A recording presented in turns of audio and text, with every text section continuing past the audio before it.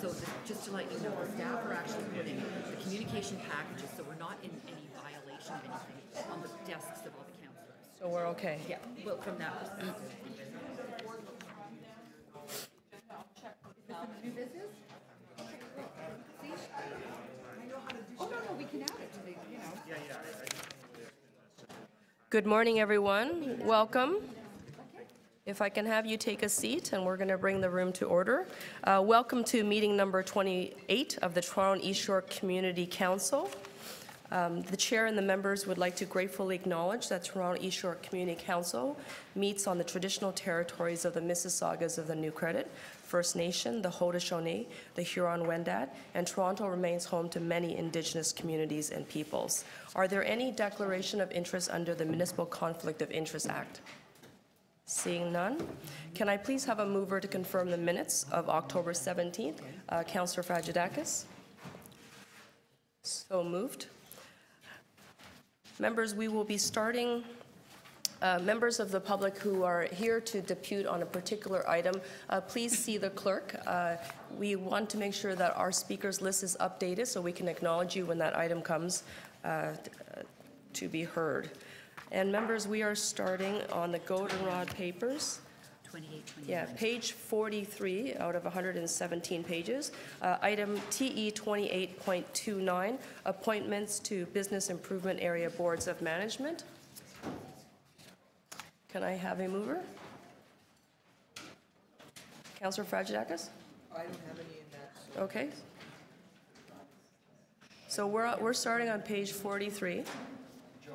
Appointments to Business Improvement Area Boards of Management. A mover, Councillor Cressy. All those in favor? That carries. Thank you. TE 28.30, 16 York Street Phase 3 Public Art Plan, Ward 20. Councillor Cressy. I'm going to move the staff recommendations. In a brief comment, I want to thank city staff for the work on this. This is to the next stage, call for proposals to select the 3-person jury. In the past, I've found that far too often the artists and the juries have been dominated by all white male panels and juries. And so staff have assured us that in this process, they will be prioritizing equity-seeking groups. And with that, I want to thank staff and move the recommendations. Thank you very much. All those in favor? Any opposed? That carries. TE 28.31, 88 Queen Street East, Public Art Plan, Ward 27.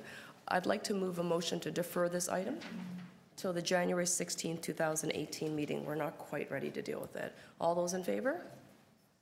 Any opposed? That carries. Thank you. TE 28.32, 480 to 494 Yonge Street, Public Art Plan, Ward 27. I would like to move this recommendations in the staff report, and with that to thank staff for all their hard work. This particular site has significant history.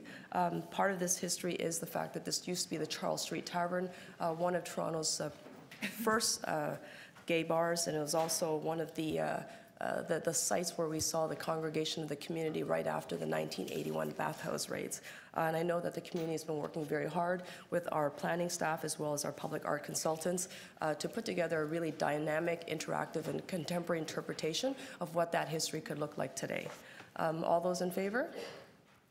Any opposed? That carries. Thank you. TE 28.33, 135 to 143 Portland Street, zoning bylaw amendment application, preliminary report, Ward 20. Thank you, Chair. I have a motion for expanded notice. It is the Wong Tam special, and with that, I can move the staff recommendations. Okay. All those in favor of the amendment? Item as amended? Okay. That carries. Thank you. TE 28.34, 871, 899 College Street, zoning amendment application and rental housing demolition application, preliminary report, Ward 19. I'm just going to hold that down until Councillor Layton is here. Okay. Held in Councillor Cressy's name. TE 28.35, 14 Duncan Street, 180, 184, 188 Pearl Street, zoning amendment application, preliminary report, Ward 20. I'm going to move the staff recommendations. We already had the public meeting with expanded notice, so no need for that amendment. Okay. All those in favor of the staff recs in the report? Any opposed? That carries. Thank you. TE 28.36, 366, 370 Huron Street, zoning bylaw amendment application, preliminary report, Ward 20. I'm going to move the staff recommendations. A meeting has already been scheduled for this one, in fact. All those in favor of the staff recs? Any opposed? That carries. Thank you. TE 28.37, 572 Church Street, official plan amendment and zoning amendment application, preliminary report. And I would like to move the recommendations that are on the screen before you, and that is to expand the notification area. All those in favor? Any opposed? That carries. Thank you. TE 28. Item as amended. Any opposed? That carries. Thank you. TE 28.38, 33 and 37 Parliament Street, official plan and zoning bylaw amendment application, preliminary report, Ward 28. Madam Chair, I'd like to adopt staff recommendations with standard notice for possible expanded notification. Okay. All those in favor? Okay, and item as amended, please. Okay, none opposed, that carries. Thank you. TE 28.39, 1200 Dundas Street West, zoning amendment application, preliminary report, Ward 19, held in Councillor Cressy's name. Yeah. TE 28.40, 100 Wellesley Street East, zoning bylaw amendment and rental housing demolition and conversion application, preliminary report. I would like to move the expanded notification area and also to provide accommodations for those who may need childcare or ASL interpretation. All those in favor of the motion? Okay, any opposed? Item as amended? Any opposed? That carries. Thank you very much. TE 28.41, 582 590 King Street West, 471 to 473 Adelaide Street West, and 115 Portland Street, zoning amendment application, preliminary report, Ward 20. I'm going to move a motion for expanded notice. It is the Wong Tam special, and with that, I'll move the staff recommendations.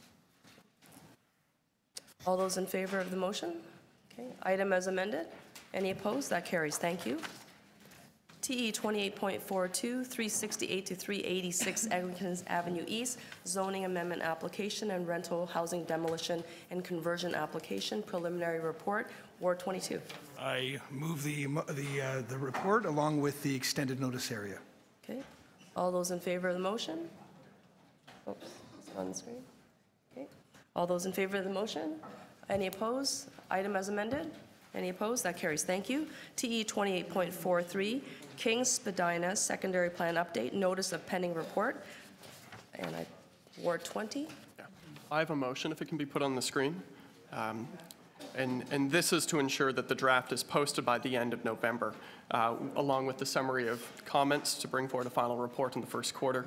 I'll just say a few brief words. First of all, I want to thank our city staff, in particular Linda McDonald, who is doing 3 jobs at the moment, for the tremendous amount of work they're doing. This last month, you'll recall, we passed the Heritage Conservation District within King Spadina. This brings the secondary plan. It will bring the secondary plan in alongside it. It is a tremendous step. And again, thank you to the whole team and Linda McDonald for doing 3 jobs at once. Okay. Are you her agent? I'm her publicist, in fact. Well said, Councillor Cressy. All those in favor of the motion? Any opposed? Item as amended? Any opposed? That carries. Thank you. TE 28.44, Bloor Street West Planning Study, Guiding Principles, Ward 18, 19, and 20. So I can do this on behalf of Councillor Bailau and Layton. I can move the staff recommendations with thanks to our city planning staff. Okay, all those in favor? Any opposed? That carries. Thank you. TE 28.45, Construction Staging Area, Bulwer Street, 300 Queen Street West, Ward 20. A lot of items. I have an amendment, if it can be put on the screen. This is an amendment so that the hoarding can be done in conjunction with the STEPS initiative to ensure local artists are part of it. With that, I can adopt as amended, or I can move to adopt as amended. Okay, all those in favor of the motion on the screen? Item as amended. Any opposed? That carries. Thank you very much. Yep, okay, so TE 28.46, construction staging area time extension, Balmudo Street, 55 Bloor Street West, Ward 27. There's a request for a recorded vote.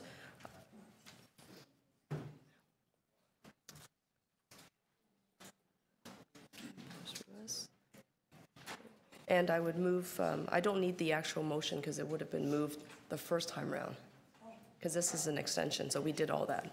We put them through the ringer the first time. All those in favor? Oh, sorry, there's a request for a recorded vote. Hands up if, for those in favor. Councillor Davis, Councillor Mihevik, Councillor Cressy, Councillor Wong-Tam, Councillor Perks, Councillor Troisi, Councillor Matlow, Councillor McMahon. Those opposed? Councillor Fragedakis. Okay, that carries. TE 28.47, construction staging area time extension, 43 Gerrard Street West, Ward 27. There's a request for a recorded vote. Can I ask a question? Sure, of course.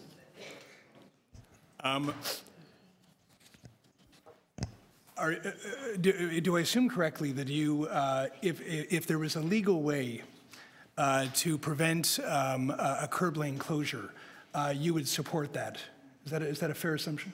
Absolutely, Councillor Matlow, and we actually do more than just adopt the staff recommendation. Oftentimes with all the construction staging, requests for road and sidewalk occupancies, we work with the transportation staff as well as the applicant to push them back on their site as much as possible. You will see that there's now the introduction of second-story staging that's starting to take place in many parts of the downtown community. That is some of our work as well. We're asking them to build on site. Do you believe that you did everything you could to mitigate the impact on traffic flow? Yes, absolutely. We've done everything we can. And I know that transportation right-of-way management staff also work really hard in making sure that there is as short of a period of time of impact as possible. I also recognize that this is something that the community has been feeling very sensitive to. So there's a lot more scrutiny in the downtown communities than there has been in the past. My last question to you is, have you received the same advice as I have, and I believe many of us have had, that if you simply, like, let's say you just wanted to be, just know and hope that everything works out, that there is a significant chance that the developer could turn around, sue the city, and get their way without even your ability to help manage it or mitigate the negative impacts?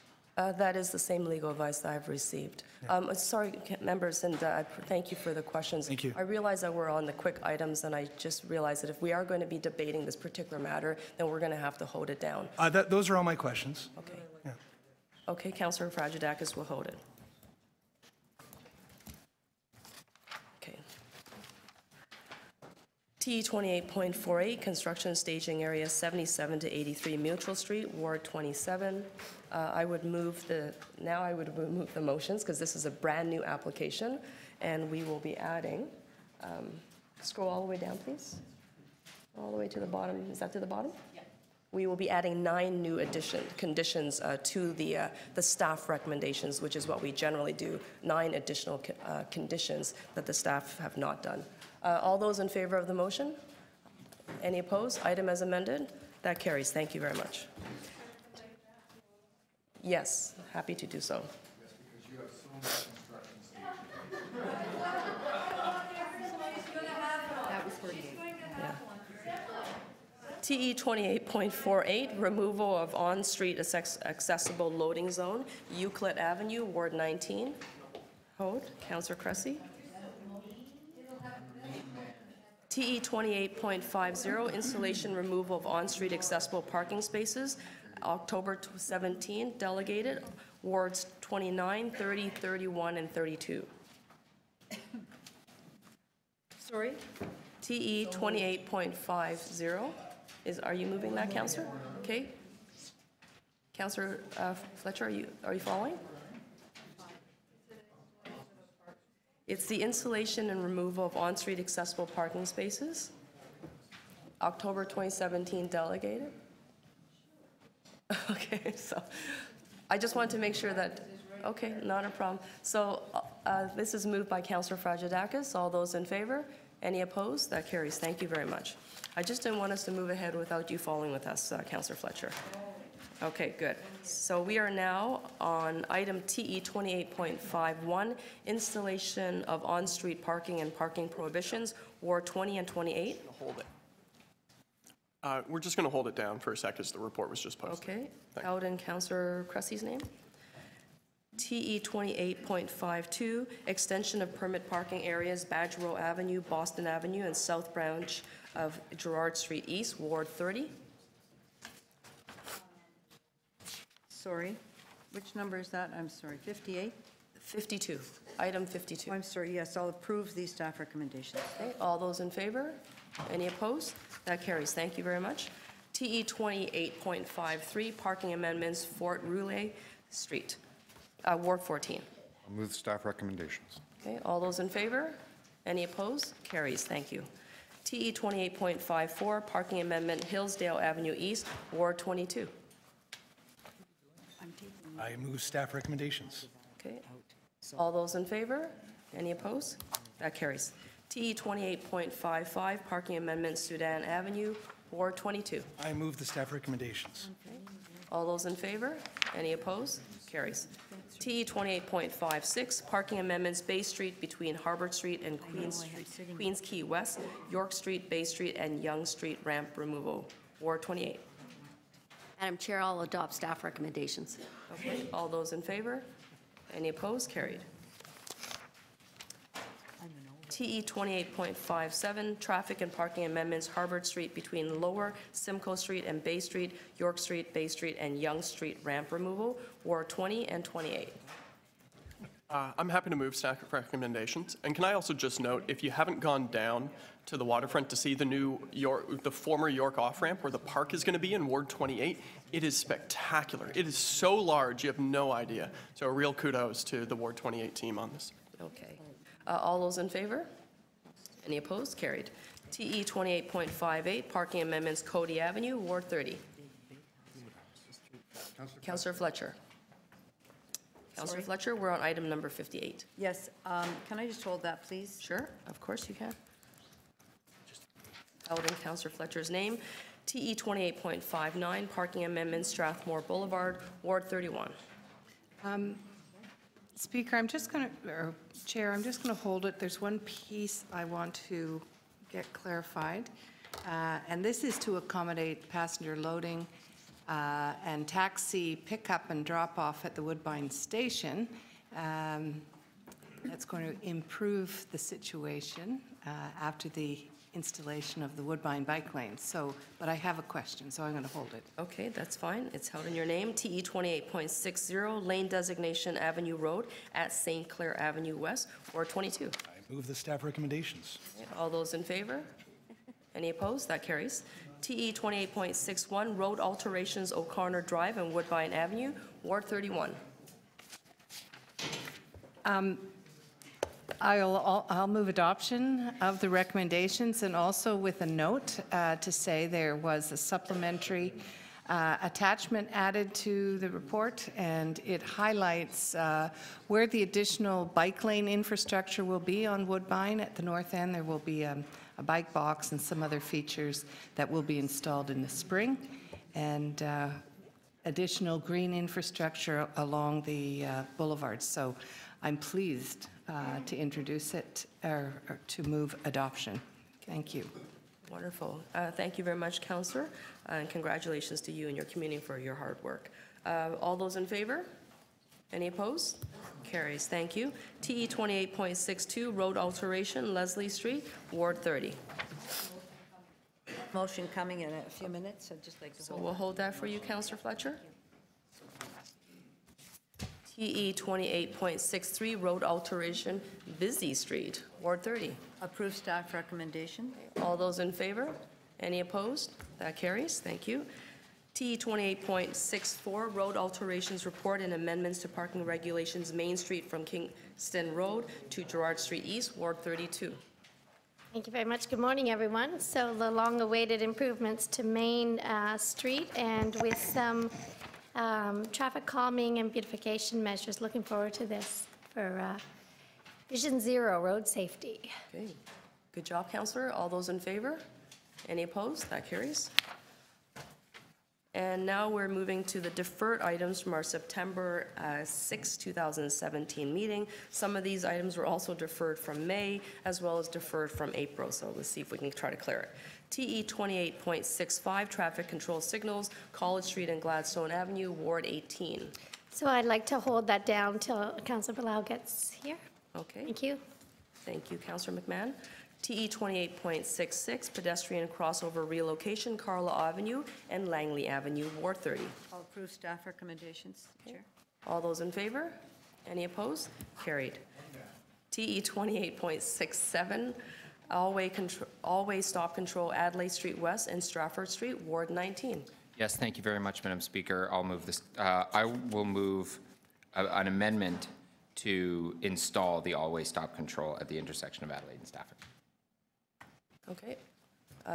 Motion is on the screen. All those in favor?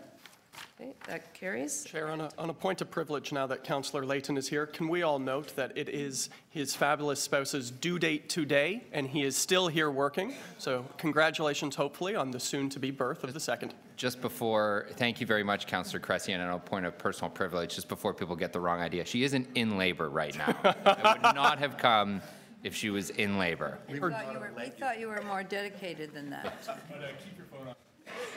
Keep your phone on. Keep your coat on.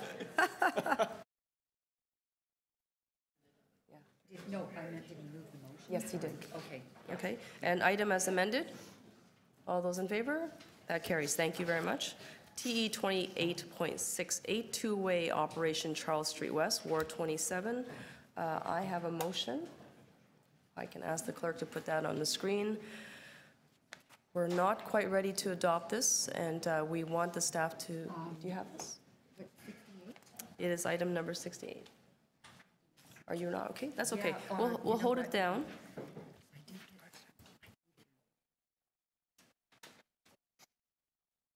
Okay, not a problem. The motion is not ready. We're going to hold that down, and we'll come back to it. TE 28.69, two-way traffic operations, Gough Avenue, Ward 30. Sorry, approve staff recommendation. Okay, all those in favor? Any opposed? That carries. T 28.70, School Zone Safety Review, Davisville Avenue, Mount Pleasant Road, East Branch and Bilal Street, Greenwood College School, Ward 22. I move the recommendations. They are consistent with the memorandum of understanding between the local residents, the community, and the schools. So we're going to move ahead. All those in favor? Any opposed? That carries. Thank you. TE 28.71, Bus Loading Zone and One-Way Operation, Trinity Street, Ward 28. Didn't know if there was a deputant here. I was going to hold it if there was. Okay, let's just double check. There is a deputant. You're right, Councillor Troisi, so we'll hold that for deputations. Thank you very much.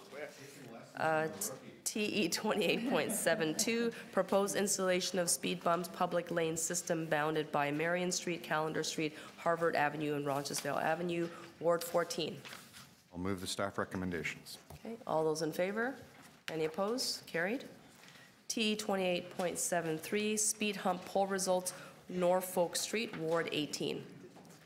Thank you. Good morning. Move alternate recommendations. Okay, all those in favor? Oh, it just. Okay, all those in favor? Any opposed? And that carries.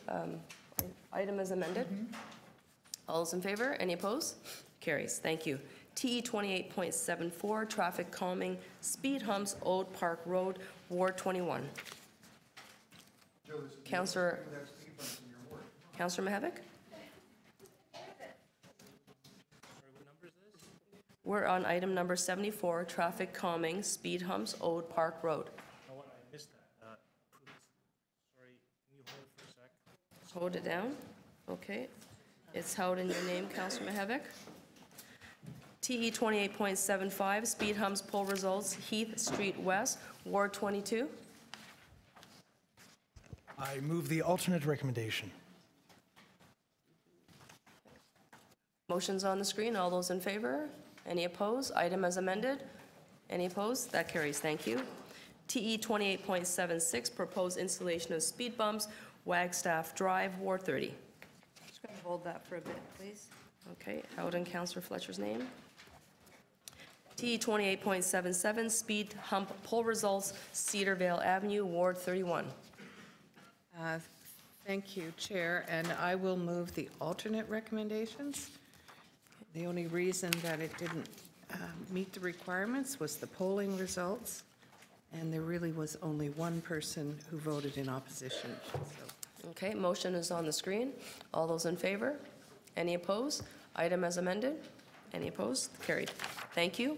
Chair, go back to and move the alternate recommendation. Okay, we're heading backwards, folks, to page 7, to item number 74, traffic calming speed humps, Old Park Road. Councillor Mahevik, you have a motion?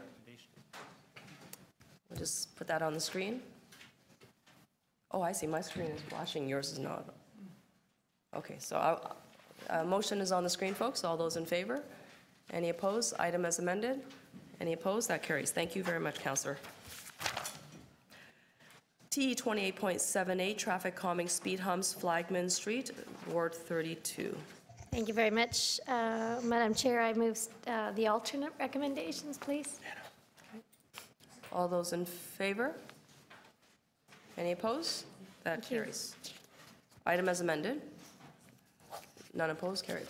Thank you. TE 28.79, reopen item TE 27.53, extension of permit parking hours, Queensdale Avenue, Ward 29.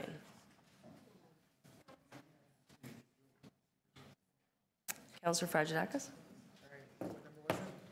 We are on item number 79, Queensdale Avenue. So I'm going to move it to adoption of the recommendations. First to reopen and then. Oh, right. Oh, yes, you're right. I need to vote to reopen. All those in favor of reopening this item? Okay, any opposed? Seeing none. Go ahead, Councillor. So I'll move the recommendations in the report. Okay, all those in favor of the recommendations in the report? Any opposed? That carries. Thank you very much. T 28.80, endorsement of events for liquor licensing purposes. Should I hold this down? Are we ready? I think we're good. Okay, so we're ready. Then I'd like to move the recommendations in the staff report. All those in favor? Okay, any opposed? Seeing none, that carries. Thank you. T 28.81, 30 We kilometer. have to three, just let me interrupt for a moment.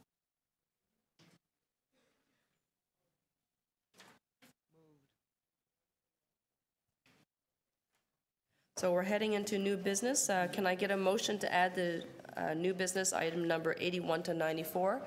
Councillor Fragedakis? Okay. And now let's deal with it.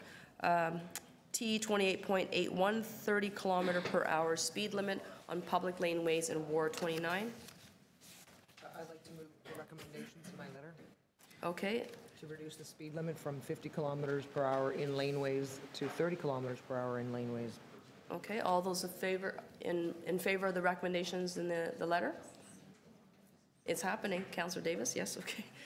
Any opposed? None. Okay, that carries. Thank you. T 28.82, Jameson on-ramp gate to westbound FG Gardner Expressway, Ward 14.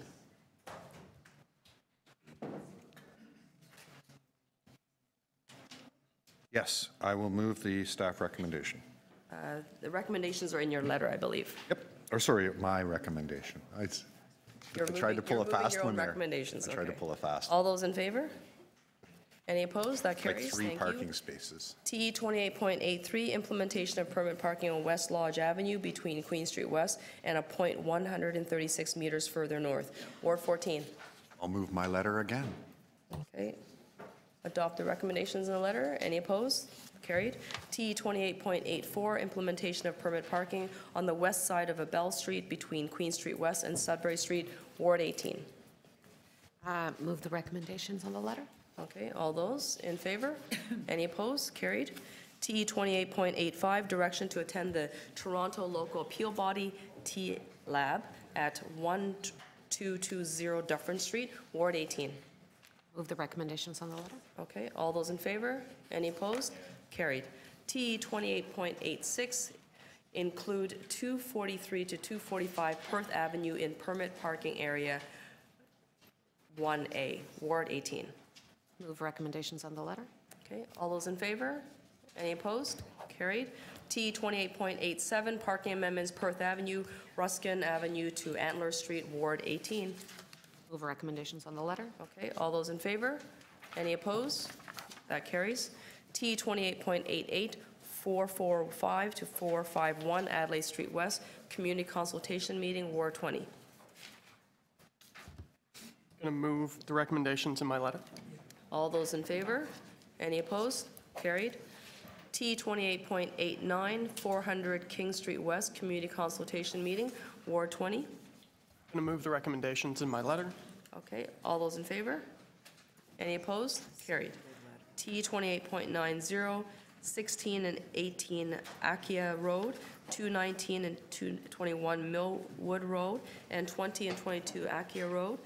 Authority to attend Toronto Local Appeals Body Hearing, Ward 22. Akeisha. I move the recommendations in the letter. Okay, all those in favor? Any opposed? That carries. Thank you. TE 28.91, Alcorn Avenue, parking regulations, Ward 22. I move the recommendations in the letter. Okay, all those in favor? Any opposed? That carries. TE 28.92, learning from best practices, additional tools to enhance traffic safety in our neighborhoods, Ward 22. I move the recommendation in my letter, and I'd like to just speak to it very briefly, just to explain why I want to do this. You like that? Interesting. So a long time ago, I came to transportation staff as they were sort of probably even before the Vision Zero initiative started up, and I was asking them about some of the best practices that I've observed around the world and close to home. And one of the things I asked about was the actual marking on the ground. So when you actually drive into neighborhoods in New York City and many other cities, they'll actually write like the speed limit like right on the street to make it as clear as day what the expectations are, because we know that far too many drivers just ignore those speed limits. And I was told initially that we can't do it in our climate, that there's just too much ice, too much snow, this, that, there are all these reasons. But then I discovered that they do it in like Reykjavik, Iceland, and they do it like, at the top of the Swiss Alps, and they do it in New York, doesn't get that, it gets its share of snow like we do sometimes.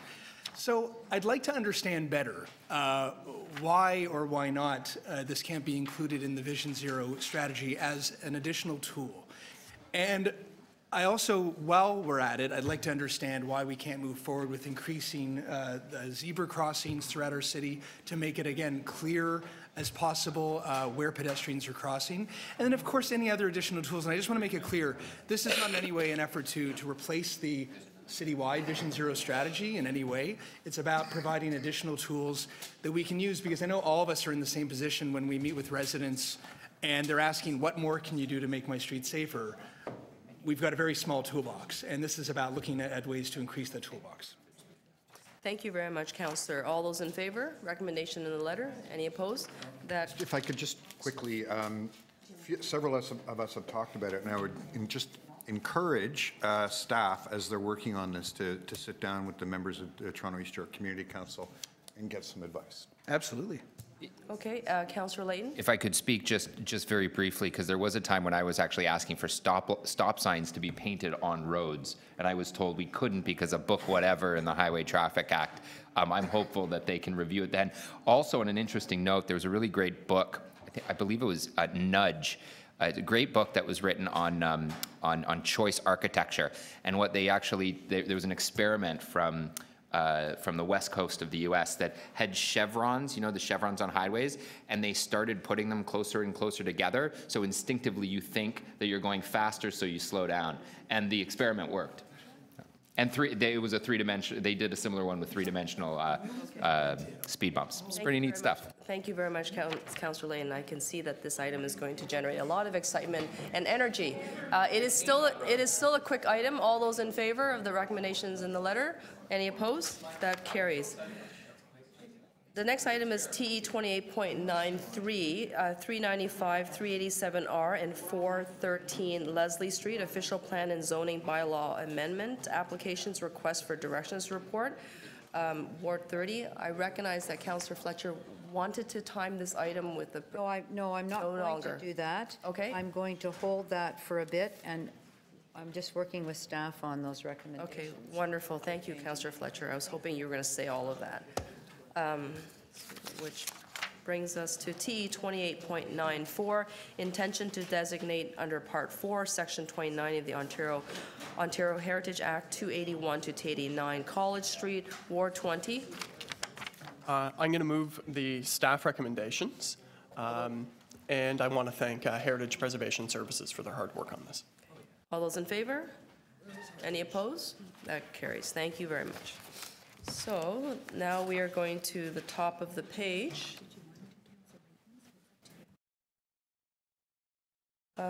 Councillor Lane, would you like to release some of your items? Sure. What would you like to start with? Can we go back to 39 or 44? 34, I think you started. 34. So 34 would be moving on the moving an amendment to the staff recommendations on the expansion of the. Sure. Okay. Motion is on the screen. We are now, just to clarify, folks, we're on item number 34, King Spadina Secondary Plan Update, Notice of Pending Report. Oh, no, sorry, that's not what we're on. Rental retentions. 34. Rental housing demolition. Oh, sorry, I have 43. Sorry, Councillor. That's okay. We are on item T 28.34, 871, 899 College Street zoning amendment application and rental housing demolition application, preliminary report. The amendment is on the screen. Okay, all those in favor? Any opposed? Item as amended. Any opposed? Carried. Thank you very much. Your next one, please. Next item is 39. Item number 39. I'd like to move the same motion. Okay, let me just read out loud for the public record. Item number 39, 1200 Dundas Street West, zoning amendment application, preliminary report. Motion is on the screen from Councillor Layton. All those in favor? Any opposed? Item as amended. Any opposed? That carries. Thank you very much. I believe the next one's 49. This is a staff recommendation. Euclid on-street accessible parking. So item number 49, removal of on-street accessible loading zone, Euclid Avenue. And you're moving the recommendations in the staff report, is that correct, Councillor? Yes. Okay, moved by Councillor Layton. All those in favor? Any opposed? That carries, and I think you have one more. Thank you. Or was that your last one? I believe that was the last one. Okay, well, if we find anything else for you, we'll come back to you then. Well, one's coming up in the order, Okay. in the order paper, but. Yes, so I'd like to release the item number 47 with a brief comment, and then we can have the recorded vote and move this agenda further along, as we have lots of people here waiting to have their business dealt with. So my only comment is that I have nothing but the greatest of respect for Councillor Wong Tam, and I've explained my position on this issue to her, and if people want to vote against it, they can, because this is a democracy and we have the right to vote against things, and if we want to support things, we can, and that's our right. So those are my comments, and we can have the vote. Okay, all those in favor? Councillor Mallow? I know Councillor Wong Tam, along with all of us, I believe without exception, don't want to see a single curb lane occupied, or a sidewalk, or any public space, for that matter, for any period of time by a developer. I think it's fundamentally wrong that a developer who's perhaps making millions of dollars should in some way have the right to take over public space. It's just, there's something wrong about that. And as we all know, it gets in the way of people's ability to get around the city, to get home on time, to get to work, to get to school, etc. We have moved motions and supported them at council to increase fines on curb hogs, to look at ways to legally mitigate or prohibit the ability of developers to continue with this practice, and more than not, work on their site entirely. But the reality is that we have two choices when we are faced with these questions. We can take a populist position and just say no, and then let it end up in court, and let the developer create the narrative of what they are expecting and what they are choosing, and then they get what they want, and they successfully sue the city, and that is the advice that we receive from legal staff. And then we let go of all control, all reins, and let the developers run the day. Or we can roll up our sleeves, work incredibly hard, as this councillor has, to mitigate in every possible way the adverse impact on the public.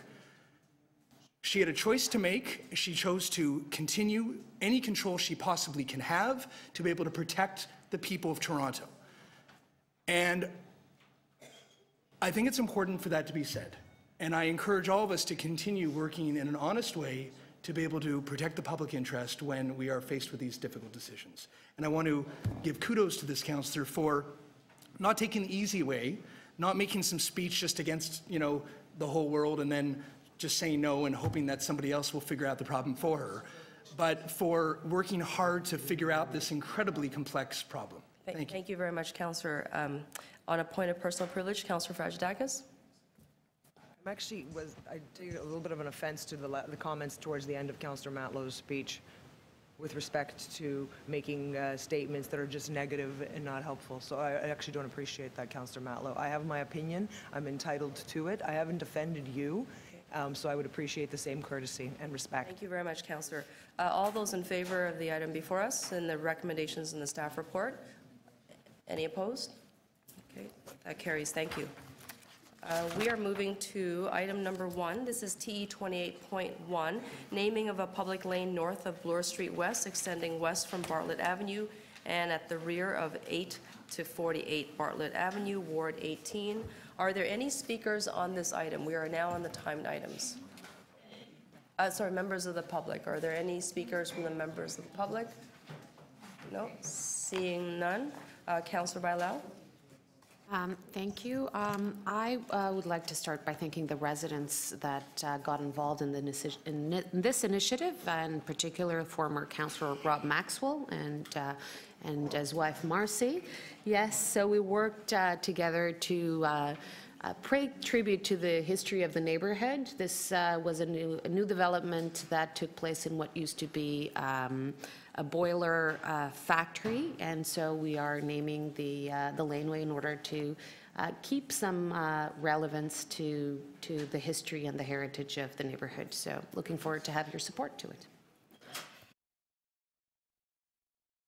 Thank you very much, Councillor. All those in favor of Boiler Maker Lane? Any opposed? That carries. Thank you very much. TE 28.2, naming of a public lane north of Swanswick Avenue, extending easterly from Norwood Road to Enderby Road, Ward 32. Are there any members of the public here to speak to this item? No speakers from the public? Okay, then Ward 32. Thank you very much. Very excited to name this lane after the mayor of the beach, basically, Jean Domagala. And I know that some people would like us to name the whole ward after him, but they're going to settle for a lane. So he's, if you don't know Jean, he's actually all over the city helping out, volunteering, but especially in the East End, and he's a local historian. So if you've ever taken his walks, his institutional knowledge and oral histories of the city and the East End are phenomenal. But the walks do take a while. Sometimes it takes an hour for one block with all his truncated sentences and interesting stories. He's big with the Out of the Cold program. He always has about 50 loaves of bread from Cobb's in the back of his car as he whips around the neighborhood to different churches and the interfaith luncheons. He's been on every single board you can imagine, Community Center 55, the Beaches Rec Center Advisory. He's been a Beach Citizen of the Year, probably I think the first one, and just his endless dedication to the community is phenomenal. So we're thrilled to finally name a lane after G. Okay. So I'd move staff recommendations. Thank you. All those in favor of the recommendations in the staff report? Any opposed? That carries. Congratulations, Councillor, to you and your community. TE 28.3. Permanent closure of a portion of the east side of Copper Street at Queens Quay East to permit the proposed realignment of the west side of Cooper Street, at Queens Quay East. Madam Chair, I move the staff recommendations contained in the report. This report relates to council-approved policy in the Lower Young Precinct Transportation Master Plan and Lower Young Precinct Municipal Class Environmental Assessment Study conducted by City Planning and Waterfront Toronto. The straightening of Cooper Street between Queens Quay and Lakeshore Boulevard will provide a better configuration for the network of new roads in the Lower Young Precinct. So I'd like to thank the transportation and traffic planning staff for their work on this item. Okay, well said. All those in favor? Any opposed? That carries. Thank you very much. T 28.4, permanent closure to vehicular traffic of a 0.3 meter wide strip of land on the east side of the north-south portion of the public lane located at the rear of 1126-1140 Gerrard Street East and 387 and 389R Leslie Street, Ward 30. Actually, hold on. Are there any members of the public who are here to speak to this item? I'm going to be deferring that. Oh, you're deferring it? Okay. Go ahead, Councillor. Please move your motion. Move to defer that. Okay. Motion on the screen to defer the item until January 16. Any opposed? That carries. Thank you. TE 28.5, 1182 King Street West and 1221 King Street West zoning amendment application. This is a final report, and there are a good number of deputants. Welcome to your City Hall. I would like to call Joshua Brandt, Parkdale Neighborhood Legal Trust. Welcome. The clock is on your left-hand side, and I'll start it for you. You have 5 minutes, please. Thank you for having me. My name is Joshua Brandt. I grew up in Parkdale and now work as the Executive Director of the Parkdale Neighborhood Land Trust.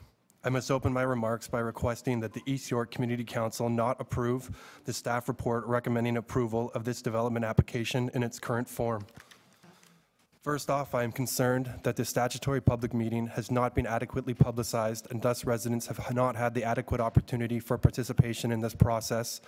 The planner's report was only made available 2 weeks ago, and this statutory public meeting has still not been listed on the city's own webpage for the development application. Additionally, given the high level of interest and concern raised at prior community meetings and the high level of volume with 504 recent signatures to a petition that only began to circulate on Saturday, an immediate delay of this decision is in order. Secondly, I would like to request that the East York Community Council direct City Planning to redraft the final report to include both an equity impact study and an analysis of the application from a neighborhood lens, respective of the designation of South Parkdale as a neighborhood improvement area under the Strong Neighborhood Strategy. As the TSNS states, a core goal is to ensure that new investments are relevant, sustainable, and strategically targeted to the inequalities that a neighborhood is facing. It advocates for a neighborhood lens in evaluating how city policies and decisions are made. Given that council approved the TSNS and city planning sits on the Toronto's director's table, I would ask that the city planning meaningfully respect the city-approved policy and action plan and reflect it in the application review process. Out of 31 NIAs across the city, only 3 are located in the area of the Toronto East York: Crescent Park, Regent Park, and South Parkdale. South Parkdale itself has an equality score of 33 out of 100. Respective of the city's own designation as an NIA, South Parkdale should be given special consideration in the evaluation of this application. It has not been mentioned in the staff report. Secondly, I must raise my objections to the conclusion in the final report that the application is acceptable with 703 luxury condominium units, but not 1 unit of affordable housing on site. The provision of affordable housing is the #1 need expressed by residents in South Parkdale. The need is extremely well documented. 1,200 households in South Parkdale are on social housing waiting lists. Due to land speculation escalated by developments such as this proposed development, rents are being increased and affordable rental, such as rooming houses, are being lost at concerning rate. In the early 2017, the Parkdale Neighborhood Land Trust documented and published a study that showed that we have lost 350 rooming house units in the last 10 years. We believe 800 additional units are currently at risk. The impact on vulnerable residents is horrific. The cost of inaction is massive. The development of this scale will have a substantial negative externalities, including increased land values, increased speculation, increased rents, and the displacement of low-income residents and locally serving businesses.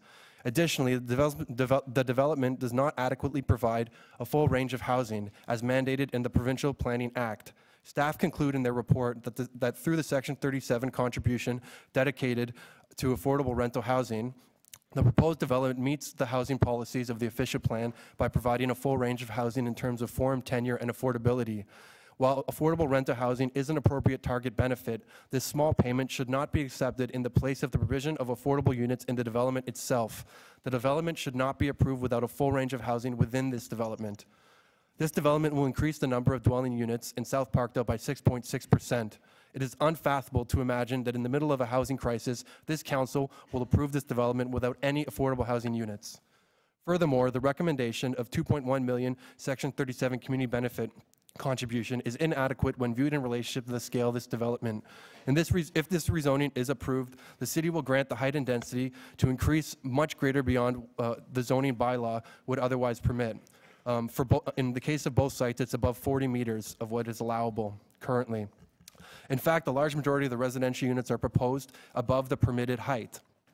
If this application is brought to this council for approval, the Section 37 community benefit should be more substantial. How substantial? It should be closer to $16.9 million. In 2 or 3 years, we will have inclusionary zoning, which will see all developments of this size mandated to include around 15 affordable units. This would represent 106 units in the development, or $16.9 million cash in lieu for off-site housing. The current proposal provides only 12% of this. If we acknowledge the housing crisis is real, which I believe we all do, it is both unequitable and bad city planning to approve this application in its current proposed form. Now, I'm not anti-development. Your final thought, please. Sure. I'm not anti-development. Councilors, please do not approve this zoning application. Ask the developer and city planning to go back to the negotiating table. Tell them to not come back until they reach a proposal that is reasonable, fair, and just. Thank you.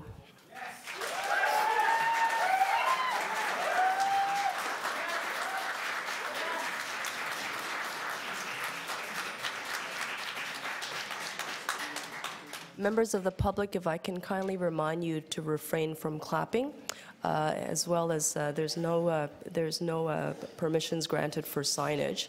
We recognize that these issues are very important to the local community, but there is no clapping permitted in the committee room. I'd like to call in our actually, I think, Michael, Joshua, you stepped away rather quickly, but before you come back, I just want to make sure that there's no questions from the councillors for you. Any questions for the deputant? Seeing none? Okay, thank you. Our next speaker is Aaron Poole. Aaron, I'll start your clock. Dale resident. Hello, the Dale Ministries is a faith-based organization with a long history in Parkdale. We welcome all people, especially those who are marginalized, into full participation in the life of the community. We do not have a building of our own as we became unable to afford the space that we rented for many years. Now we run all of our drop-ins and outreach programming in partnership with other community organizations. This deputation is submitted on behalf of the Dale staff team, Joanna Moon, Erin Oxford, and Megan Gillard. We wish to express our objection to the 1182-1221 King Street West rezoning application by Lifetime Developments as it stands. We are deeply concerned about the impact of a 703-unit luxury condo development in our neighborhood, particularly because none of those units will be affordable. At the Dale, most of our friends are low income, and many are underhoused. Over the last number of years, it has become increasingly difficult to find affordable, suitable housing within Parkdale, and some of our friends have been forced out of the neighborhood in order to be housed. One friend found housing in Scarborough and would walk 3.5 hours back to Parkdale in order to come to the Dale and other communities that he called home. What Parkdale needs is more affordable housing units, not a development of exclusively luxury condominiums. Housing is not a luxury, it is a necessity. We understand that Councillor Perks has negotiated a Section 37 settlement of $2.1 million, with $1.9 million to be set aside for affordable housing. We're concerned about the lack of transparency in the method of determining this settlement. and believe that it does not adequately compensate for the impact that this luxury condo development would have on Parkdale neighborhood. We understand that the City of Toronto is moving towards inclusionary zoning that would require 10% of each new development exceeding 20 to 60 units to be affordable. We request that the lifetime development set a precedent for future developments in our neighborhood.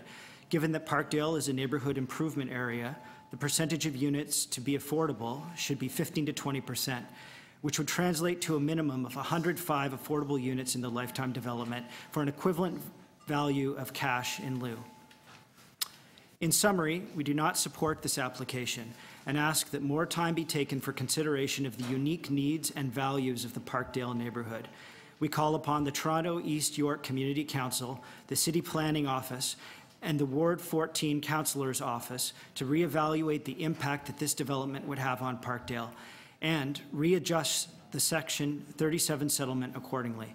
Sincerely, Joanna Moon, Community Worker, the Dale Ministries, Aaron Oxford, Pastor and Director of the Dale Ministries, Megan Gillard, Community Worker, the Dale Ministries. Thank you. Hear, hear. Members of the public, I'm going to remind you to refrain from clapping, please. Thank you very much. Actually, before you step away, I just want to make sure that we have no questions from the committee members for you. Are there any questions for the speaker? Seeing none, thank you very much for your deputation. I'd like to call David Ross to the front of the room. David, welcome. Your clock is on your left-hand side. I'll be resetting it for you, and you have 5 minutes when you're ready to begin. Okay, begin now? Okay. Okay, hello, my name is David Ross. I'm a writer and a resident of Parkdale, 20 West Lodge, and I am opposed to the Goliath called Lifetime Development, specifically through zoning application for the corners of Dufferin and King. Why? Because this development threatens my community. What is community, however? It is a place where people appreciate a person's true wealth, namely his or her personal character, and not how much money that person has or doesn't have. There's a volunteer-run bike shop around my corner. It won't be there if rents continue to rise because of this new development. There's a Salvation Army clothing store in the area. It won't be there if rents start rising or continue to rise because of this new development. That's what's unique about Parkdale. It's unique in a society that confuses community with marketplace and value with money. Parkdale is a living, vibrant experiment in building community as opposed to the marketplace caricature that Lifetime is proposing with the gentrifying economic colonialism of the area, colonization of the area. What sort of development is needed here? The space to develop oneself as a many-sided human being. This is the sort of development that is necessary both individually and collectively. A development that values vulnerability, tenderness, and sensitivity, that understands that life is an experience to be had, not a product to be branded and marketed. Parkdale is a David fighting against a Goliath. Its only weapons are the power of its imagination, the capaciousness of its mind, and its sensitivity to truth and beauty. Lifetime does not want to be part of a community-building process. It wants to tear it apart. It wants to contribute to the city's ever-growing income disparity. To quote from a Toronto Star report Wednesday, November the 1st, 2017, Toronto region becoming more divided along income lines. Across the GTA, the gap between rich and poor is widening, while middle-income areas are disappearing. United Way analysis of census data shows. Parkdale is a David fighting against the Goliath of corporate capitalism. But there have been other Davids in history who have fought against the Goliaths of their time and have, through hard self-discipline, determined struggle, energized by a vision of truth and justice, and by an aroused citizenry, have won. Mahatma Gandhi led the struggle for Indian independence against long-entrenched British colonialism. Nelson Mandela led the fight against apartheid. Martin Luther King Jr. led the fight against racism. William Lyon Mackenzie, the first mayor of Toronto, led the fight against the corporate capitalism of his time, the Family Compact. And finally, more recently, in 1971, as many of you may recall, a group of visionary activists with Jane Jacobs led the fight against the Spadina Expressway. A people aroused, united by a vision of justice and truth, self-disciplined, and prepared to fight to the end is unstoppable. We stopped the proposed Spadina Expressway and saved our city in 1971. We now must stop the proposed Lifetime development and save our city in 2017. Thank you. The battle continues. Members of the public, please, this is my third warning. Please, I advise you not to applaud If you want to throw up your jazz hands, you can try that, but there is no applause and no remarks when the speakers are speaking. Actually, before you go away, sir, David, are there any members of the committee who have questions for our speaker? No? Thank you very much for your deputation, David. Jim Gilbert is our next speaker. Okay, welcome. Clock is on your left side, and you have 5 minutes when you're ready. Terrific. Good morning. My name is Jim Gilbert, and I've been a resident of Parkdale for over 12 years now. I'm speaking here today to urge Council to deny the rezoning application of Lifetime Developments 1182 through 1221 on King Street West. My objection stems from the belief that this development represents an alarming precedent and a threat to the very heart and soul of what makes Parkdale vibrant and unique. This community's energy, its diversity, authenticity, and incredible sense of pride should be held up as an example as Toronto continues to grow in both size and global reputation. However, instead, we are now seeing, once again, our politicians back down to developers and planners who have no consideration or indeed no interest in building a project that in any way reflects the people, history, and values of the neighborhood. The condo boom has undeniably changed the face and character of this city. However, we must ask ourselves, has this type of development been for the better? The proliferation of these vaulting glass forests has slowly turned once distinct, eclectic neighborhoods into homogeneous worker hives anchored in materialism and consumerism. This mode of thinking is the absolute antithesis of Parkdale. I have lived in many cities and can unequivocally say there is nothing quite like it. Parkdale's greatest gift is that it challenges you to be a better person. It fosters empathy, makes you listen, forces you to see people beyond how they might look or behave. It appeals to your better angels. What an invaluable contribution that is. Every day I step outside of my door, I am wonderfully confronted by my fellow Parkdalians. One's attention is demanded. Some days it might be in the form of Roma kids on BMXs almost knocking me over. Others, it's Danny asking me if I've got a quarter. Maybe it's Rory, a talented singer-songwriter, loved and revered in Parkdale's music venue, saying, "What's up, Gilbert?" Some days it's a fight, others it's an embrace. Maybe it's a shared joke by Tibetan men that will stay with me for days as I wonder what made them weep with laughter. Or it was Nav Sondi. Nav's smile and wave. He was one of the most lovely and gentle characters we had in Parkdale. Kind, sweet, hilarious, chivalrous. He utterly endeared himself to our community. He struggled with addiction and mental health issues, but we adored him. When Nav lost his housing and subsequently died on the streets from exposure, the neighborhood was devastated. It was as though a family member had left us, for that is truly what you feel in Parkdale. That you are part of a big, crazy, funny, human, queer, flawed family of brothers and sisters from every walk of life. Our collective weirdness is our strength. Strength and weirdness would be our family motto. No matter what your past, who you love, what your failings, you are welcome here. The only thing that Parkdale asks in return is you accept the fundamental ethos of this neighborhood. Inclusivity. I'll say it again, inclusivity. Can anyone on council tell me what exactly is inclusive about Lifetime's proposal for these 703 luxury condos? I'm willing to bet that you can't, because their entire raison d'etre and brand strategy is to be exclusive.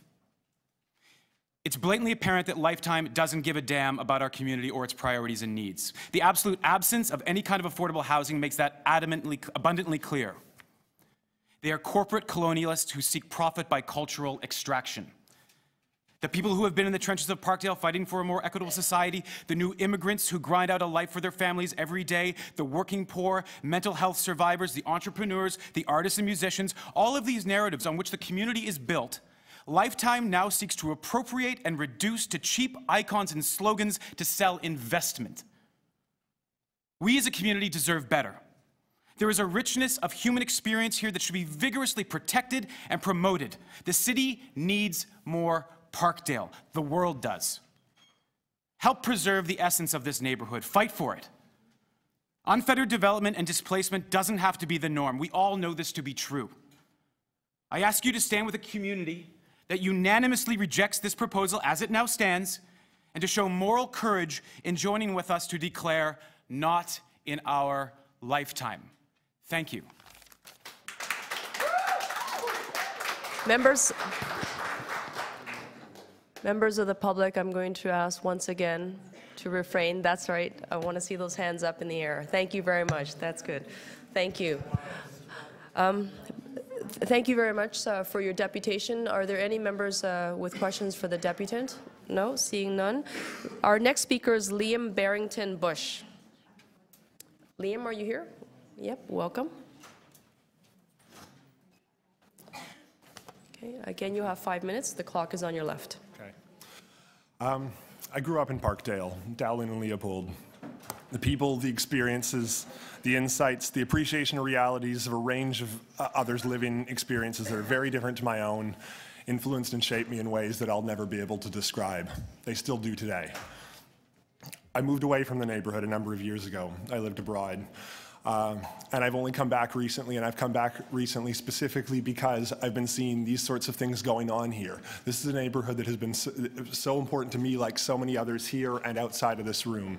And even after 10 years away, when I was starting to see the changes coming back on visits home, visits in the neighborhood, I decided I wanted to come back and be some small part of preventing the kinds of things that Lifetime Developments is trying to push through in this neighborhood. I don't want the place I grew up to become richer, whiter, blander than it has ever been. All the things that have just been described are the things that are important to me and important to so many others. And this development, it flies in the face of all of them. There are many reasons why we're opposing this. You've heard a number of them today. You've heard a number of them in previous meetings and other spaces. Articles have been written. There's a lot of information out there about what's at stake in Parkdale. The condo is not the whole problem. Gentrification is a complex issue. I've heard that said back to me by Gord, by so many people who seem to be essentially paving the way for this thing to go through. I know that's not the intention, but that's essentially what's been going on. We've been told that this is a done deal. We've been told that there's nothing that we can do to stop this happening to our neighborhood. And frankly, that's not okay. It's not good enough, and we're not going to allow that to happen.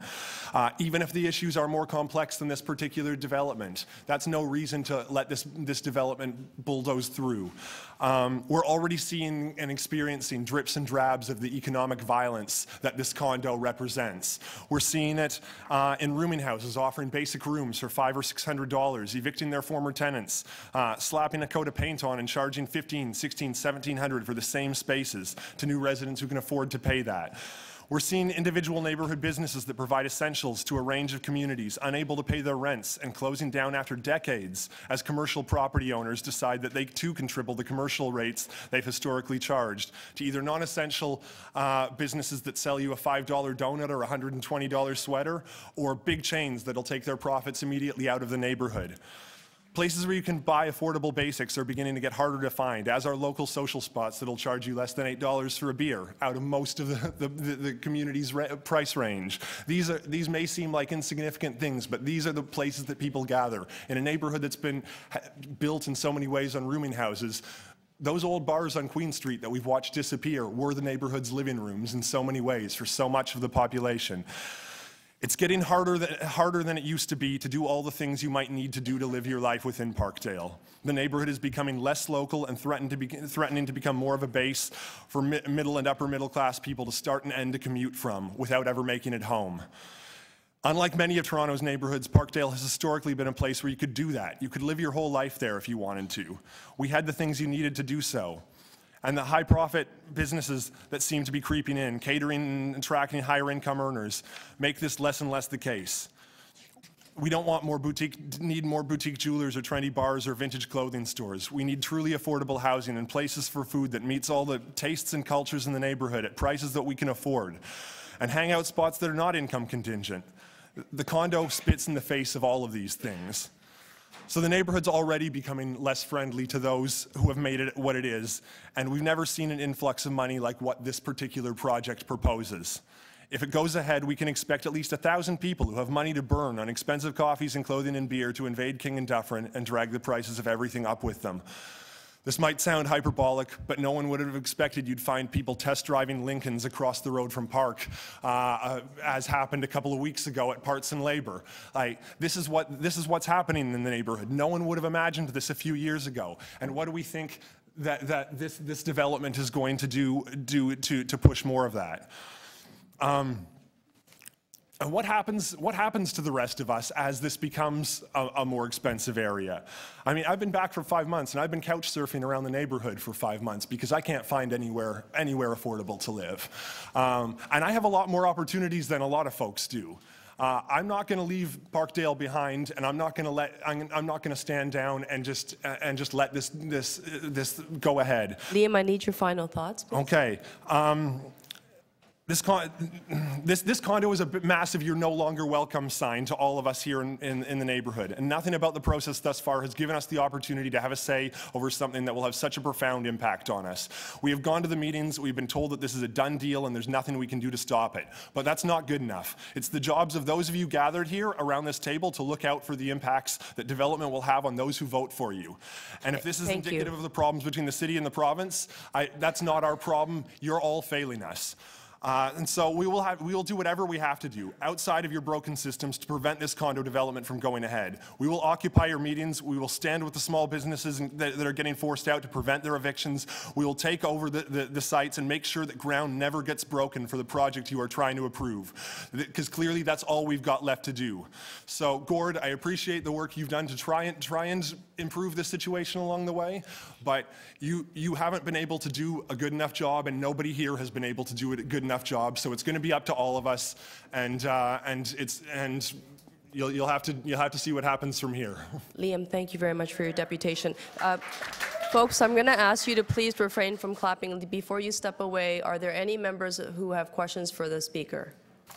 Seeing none? Okay. If I can just remind the speakers to be mindful of time. I recognize it's not a lot of time, but there's a lot of speakers, and we want to make sure that we get everyone to the front of the room so they can have their 5 minutes. Our next speaker is Amir. Comment on the fact that nobody has any questions for all of the fundamental issues being raised here, that there's a whole bunch of you who are decision makers, and people have raised such fundamental things, and all there is silence coming from the decision makers in the room. Okay. Our next speaker is Amir Mohammed. Amir Mohammed, are you in the room? Okay. Following Amir is Claire Helen Hees-Boutin. Claire Helen. Okay. I'll read those names at the end of the list to see if you've come back into the room. Next speaker is Mercedes Sharp-Zayas. Mercedes, welcome. And you will have 5 minutes when you're ready. Okay, thanks. Hi, everyone. My name is Mercedes Sharp, and I work for the Parkdale People's Economy. As a representative of the Neighborhood Planning Table for South Parkdale, I am here today to urge Toronto and East York Community Council to deny Lifetime Development's rezoning application for 1182 to 1221 King Street West. As many of you know, South Parkdale has been designated by the Toronto Strong Neighbourhood Strategy as a neighbourhood improvement area. This means that as a neighbourhood, our community has fallen below a benchmark equity score based on a lack of economic opportunities, social development, health, physical surroundings, which includes affordable housing, and participation in political decision-making. South Parkdale has followed a unique history leading to these inequities. Once an affluent lakeside village, the neighborhood was uprooted from the construction of the Gardner Expressway, the deindustrialization of nearby blue-collar factories, and the deinstitutionalization of psychiatric survivors into supposed community care. The neighborhood's diverse housing stock of apartment towers, rooming houses, and bachelorettes became a sort of shadow public housing for newcomer refugees, consumer survivor communities, lone parent families, the working, and the poor. South Parkdale has often been considered to be one of the last bastions of affordable housing in the downtown core, yet that narrative is swiftly changing. Over a third of the population lives in deepening poverty, and 90% of the residents are currently renters. 90%. Our long-term, locally serving and immigrant-owned businesses, many of whom are tenants with no protection under the Commercial Tenancies Act, are being economically evicted through the hand-in-hand processes of taxation and speculation. Our neighborhood is changing and displacement pressures are high. The introduction of 703 luxury condo units and 10 corporate commercial units at the junction between Liberty Village and South Parkdale represents not only an inequity, but it represents an injustice. Parkdale is in the middle of a housing crisis. Tenants have voiced time and time again that this development will do nothing to address local needs and will do nothing but flare the current crisis, yet it continues each time to receive a green light. What I see is a discrepancy between cities' own anti-poverty and anti-racism policies, such as the Toronto Strong Neighbourhood Strategy, the Poverty Reduction Strategy, and the Affordable Housing Action Plan, and its growth-oriented and development-friendly policies. While planning efforts have focused on the strategic growth of urban centres, avenues, and transit corridors, there has been a concurrent racialization, feminization, and geographic concentration of poverty in Toronto's inner suburbs. This is due in part to the exclusionary economic practices that accompany development: rising property values, unaffordable housing stock, wealthier demographics, or no one living there at all, which continue to displace and literally marginalize Parkdale's most vibrant characters to either the outskirts of the cities or to the streets. The city's siloed approach to policy implementation needs to come to an end if we are going to save our neighborhoods and our communities. We need to create a strategy for more equitable development in Toronto. And when I say equitable development, I mean development that respects and honors existing community members and their needs. I mean development that values people's lives over profits. And I mean development without displacement. So what I ask of Community Council today is to send the application back to City Planning to work with other divisions and to work with community to implement an equity impact assessment, one that measures the potential displacement that might arise from this development and how it will impact our equity-seeking community members. We, as the Parkdale People's Economy and as South Parkdale's Neighbourhood Planning Table, recognize that neighbourhoods will always change, but the way that neighbourhoods change is not inevitable. We need to see equitable development that respects community values, equity, inclusivity, diversity, and affordability. But until then, we'll say not in our lifetime. Okay. Thank you very much. Are there any speakers for Mercedes? No, thank you. Sorry, questions for Mercedes. Our next speaker is Cara Hirsch.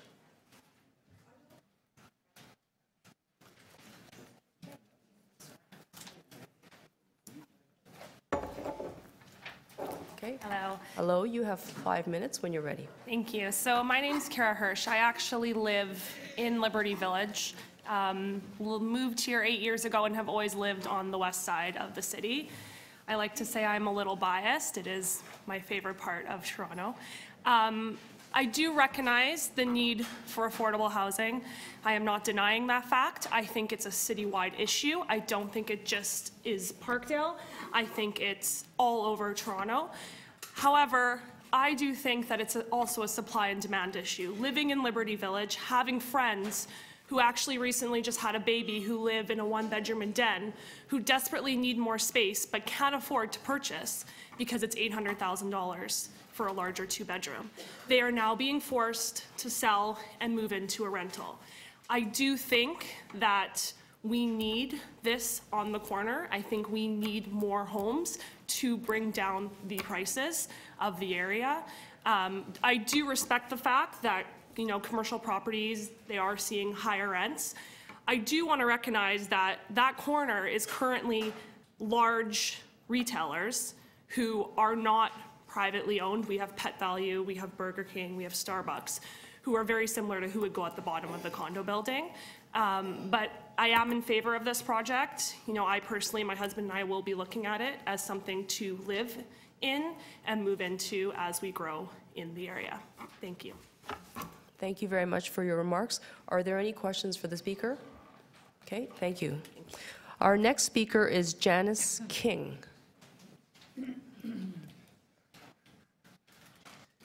Janice, welcome. Thank you. Hi. So I just wanted to say a brief word today.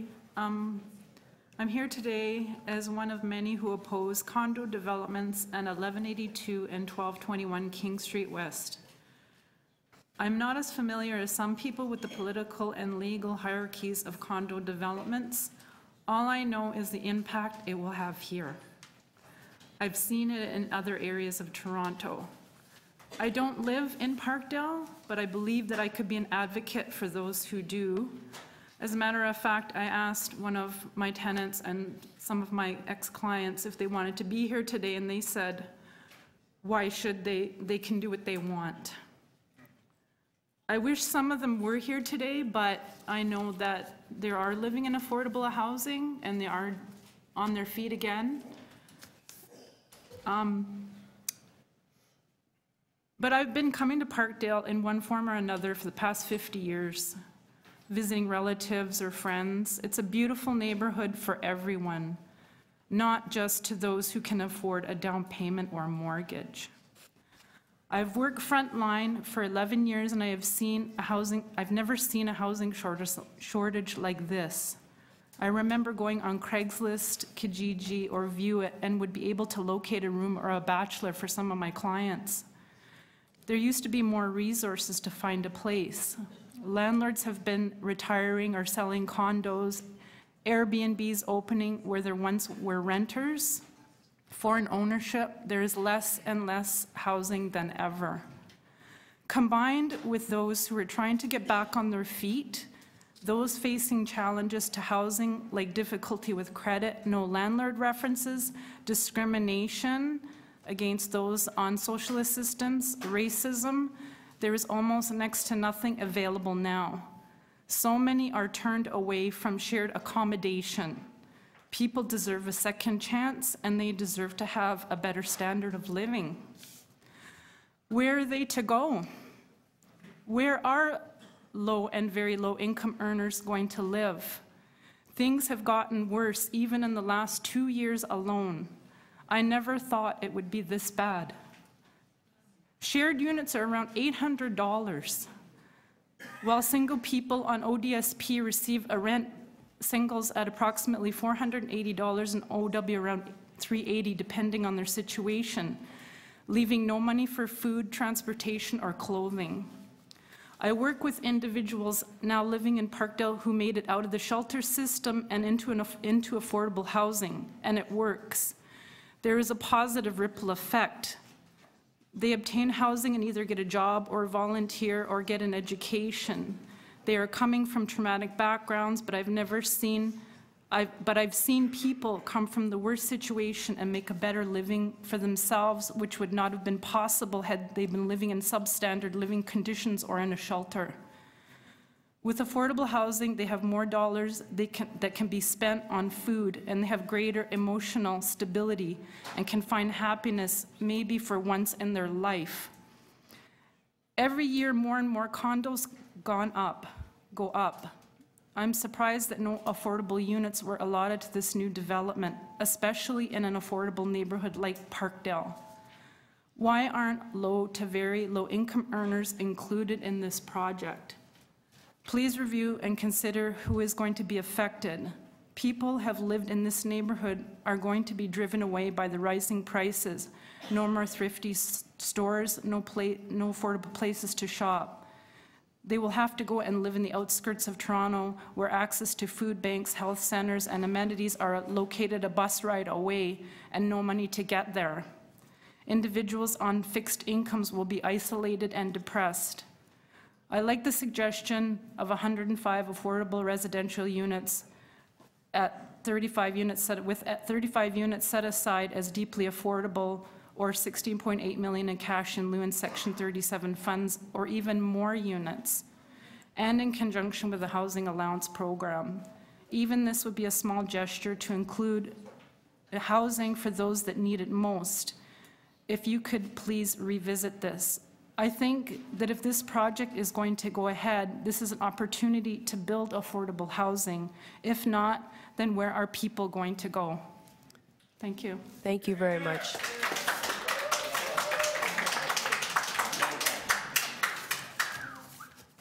Are there any questions for the speaker?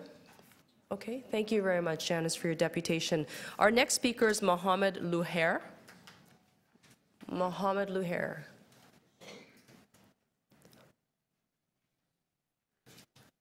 Mohammed, welcome. I'll be starting your clock when you're ready. You have 5 minutes. Good morning to all. My name is Mohammed Kaleem Luhar. I'm the small business owner at 1221 King Street West. I bought this business just over 3 years ago, and I invested all my hard-earned money and savings. I employed 5 employees to work in my store, which is the electronic store. I provide lowest prices to the Parkdale community. This new development will take away small businesses like mine, and it will replace with the bigger names, and that means higher prices and more expensive products. And of course, this new development will affecting the housing market and the traffic in the area. As you know, a couple of weeks ago, there was an accident, 1 person died. There is more and more traffic will come in due to this new development. The majority of the community are low-income family, and they appreciate business that offer affordable prices and products like my business. This development caused commercial rent to rise, and the new business have to increase the price of the products to cover their rent.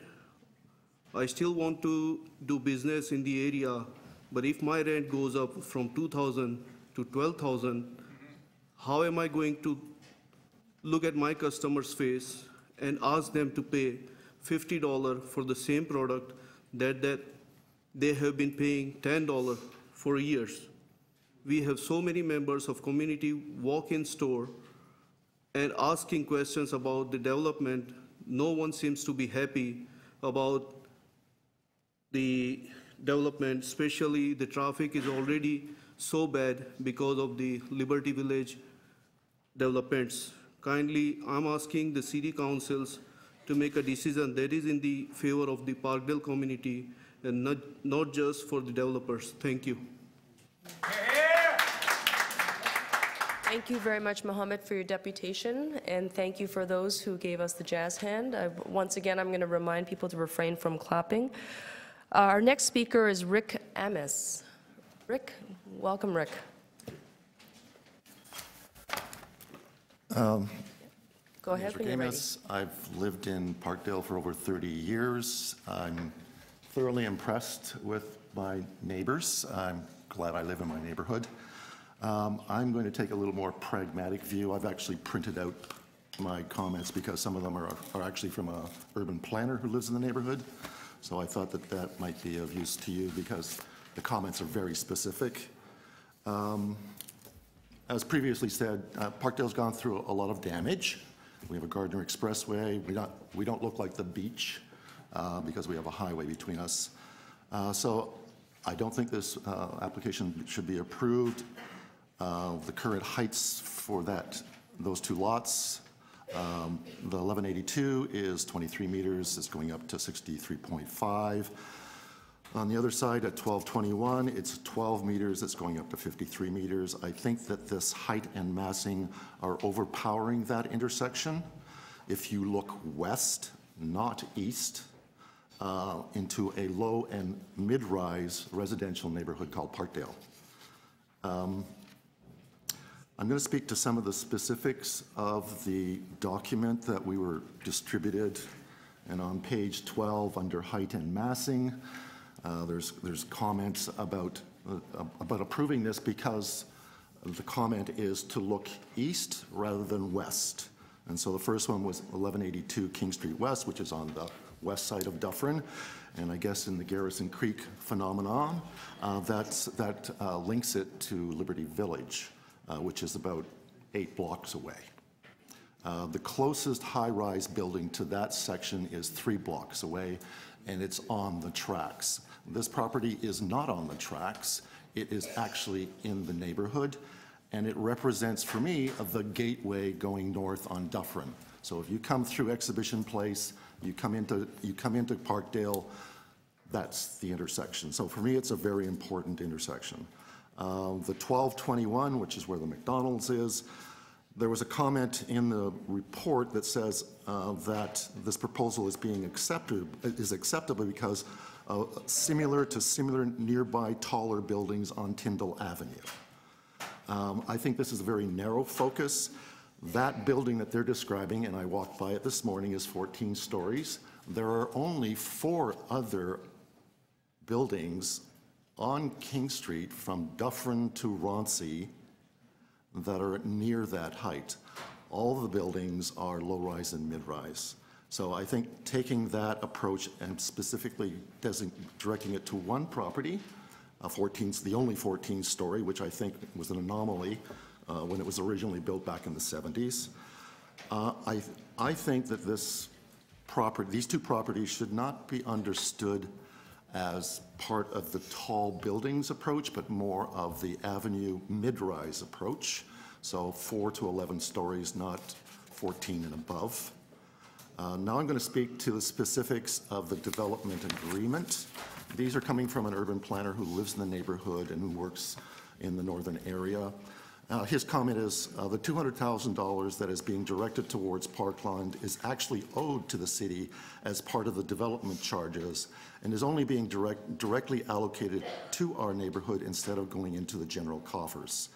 It is not additional money, so it is only a slight win, but not really, as the city will collect approximately $5 million for parks for this project.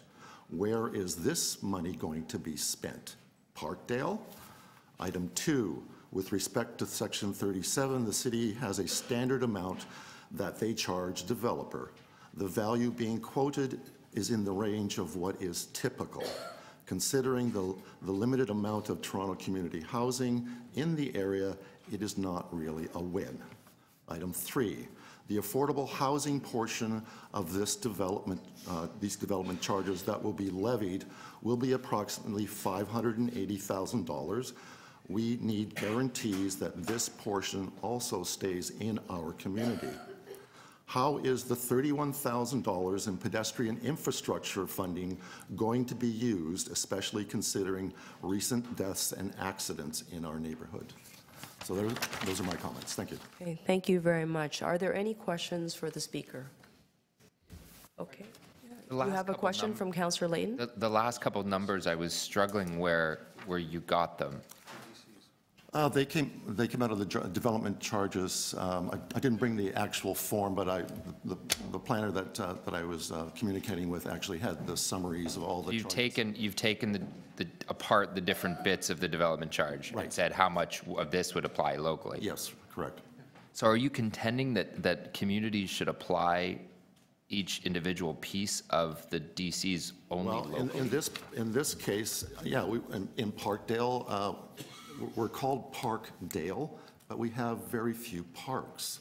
And so you're going to give us $200,000, but that project is going to withdraw $5 million, which will go into a general coffer. I'm sorry. I don't understand that bit that you just said. I'm sorry.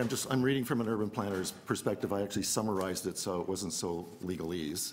But those are part of his comments about the funding that he sees being extracted out of the development from the developer, which generally goes into the general coffers of the city. And his thought was that $5 million that's going to be extracted from that development that goes towards parks. There's probably a whole chunk of Scarborough subway money that's coming from this development too. I'd much prefer spend it in the West End. However, that's not the way. Like we pool this money, right? We pool the money so that we can make improvements in neighborhoods that perhaps don't have the same level of development. And I'm not talking about my neighborhood. I'm talking about any neighborhood all around the city. And the danger in that approach is when you get development in Yorkville, then all of those DCs remain in Yorkville. Yeah. When you get development along Eglinton, then those development, that money stays in that community. And the danger of that is that we have communities facing poverty and that also need investment and that perhaps don't generate the same amount of development money, they don't generate the tax revenue, like where this notion of a collective of the city is lost when we start picking apart. Now the other piece on the parkland dedication specifically, did you have there the amount that was being generated from the parkland levy? No. If I can just maybe jump in to explain it a little quickly. Can you hang on, Councillor? We're not getting parkland dedication. Yeah, can you hang on? Parkland. You can also ask your technical questions, which I believe are very technical in nature, to the staff when that opportunity appears before us. Do you have any other questions for the speaker, Councillor? No, thank you. Okay, before you go away, Rick, you have questions from Councillor Perks. No, that's fine. Okay. Oh no, quickly. So Rick, in this one, I think what Mike was trying to ask you is, did the planner look at the parkland dedication money? But you've been at the meetings. You know we're not actually turning that into money and sending it to the rest of the city. Right. We're actually getting parkland. Yes, I know the. Yeah, that just to meters help my colleagues understand that. I'm totally aware of it. Yeah. Thanks. I mean, okay. So general coffers. And one of the rationale understandings that I have is Section 37 is very specific. It has to stay in the neighborhood. Right. So my argument would be that you have to do a better job of getting Section 37 to keep funds in our neighborhood, because we're dealing and grappling with a very big issue. Thank you very much. Thank you. Our next speaker, are there any other questions for our speaker? Okay, seeing none, our next speaker is Michael Rosenberg.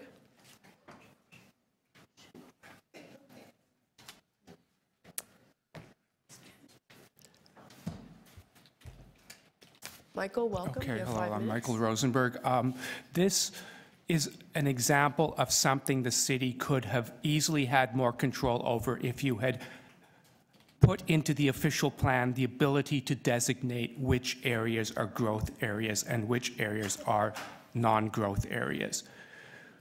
The city always goes into this with the public statements that we are going to lose. We can't control this. We have to just do a little bit here, but basically it's going to go ahead if we try to stop it. That's not true. The OMB is not biased in favor of developers. It's biased in favor of the city's official plan. And the city put the official plan in place, and they can change it. We could have avoided all of these cases that always come up where the city says we can't do anything about it. All you have to do is take the official plan, take the mixed-use areas in the city, and don't say that they are automatically all growth areas. That's why this happens, because the official plan basically takes all of the mixed-use areas in the city and says, these areas don't listen to the existing zoning, they're supposed to be growth areas. You can change that. You can have two different types of mixed-use land use designations in the official plan, one for growth and one for established non-growth. And then you can decide which parts of the city go in each one. The official plan currently allows for more than twice as much development as the population projections show.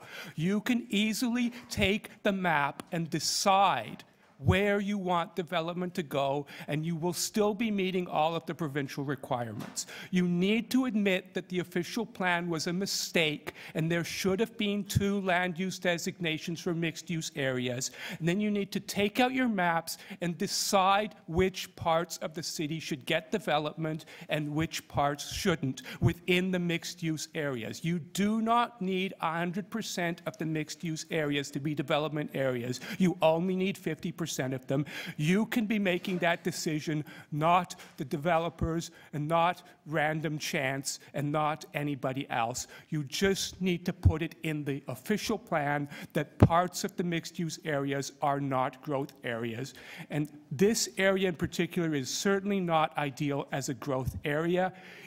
And you shouldn't even be considering avenues and main streets primarily. You should be considering the mixed-use areas in the city that are half a block away from the main street, so that the main streets also get the same kind of protection that residential areas get. There are a lot of reasons, as well as the economic reasons, why this is not the right area, and you have the ability with the official plan to make that decision. And on the economic question, don't imagine that this is an example of people getting richer or wealth or high anything. The people who move into these kinds of condos are people who in the past would have been able to afford an entire full-size luxury home. Everybody in this society is in decline. The economy is in decline. What we have here is impoverishment and displacement. We don't have any economic benefits from these kinds of things. These are examples of how everybody's getting poorer, and now there's competition for the poor areas of the city. It's not a positive economic story, it's a negative economic story, and we have to stop encouraging it.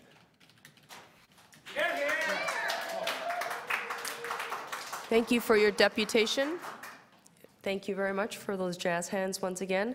Another reminder to refrain from clapping. Michael, before you go away, are there any questions from the members here for Michael? Seeing none, Michael, thank you very much for your deputation. Our next speaker is Marek Ziziak. And I'm very sorry if I mispronounced your name. Thank you very much. Very close. You're very forgiving, thank you. You have 5 minutes. The clock is on your left-hand side. I'll reset it for you. Thank you very much for having me here, and everybody, good morning. My name is Marek Szczesiak, and I'm here to voice the concerns of the 525 residents and their supporters who have pensioned this development.